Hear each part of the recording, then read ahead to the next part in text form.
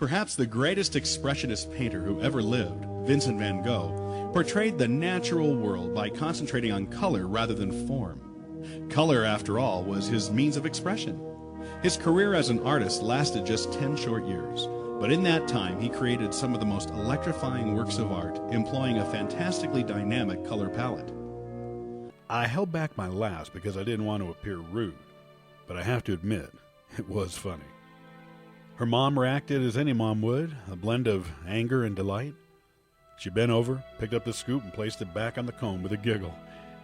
"God made the dirt, so the dirt can't hurt," she said to her daughter in a sing-song, motherly tone. I looked around at the other passengers and really didn't see anything out of the ordinary. Chronic obstructive pulmonary disease, COPD, is a lethal disease. Worldwide, it's the third biggest killer.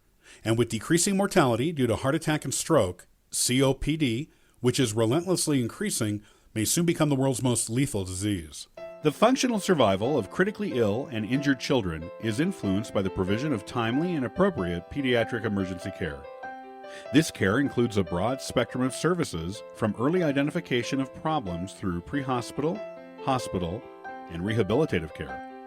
Emergency medical services for children must therefore be integrated into emergency medical services systems at state, regional, and local levels.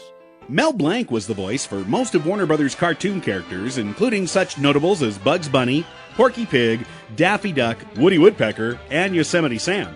In fact, Blanc provided 90% of the voices of Warner Brothers animated cartoon characters in the 1940s and 1950s. Yeah, is he still doing it today? I don't think so. Oh, good. The great struggle that began after the fall of Fort Sumter has been termed the last of the old wars and the first of the new. It was the last great war in which infantry was equipped with muzzle loaders and cavalry played a major role. It was the last great war in which chivalrous respect for the enemy was a commonplace. Many officers on both sides had been personally acquainted, often as West Point cadets, and they treated each other with courtesy even after hostilities began. It's all about you. Personal talk with a touch of wisdom and a hint of tenderness. Join Tammy Lewis weeknights on Night Waves, because you never know what you might find out.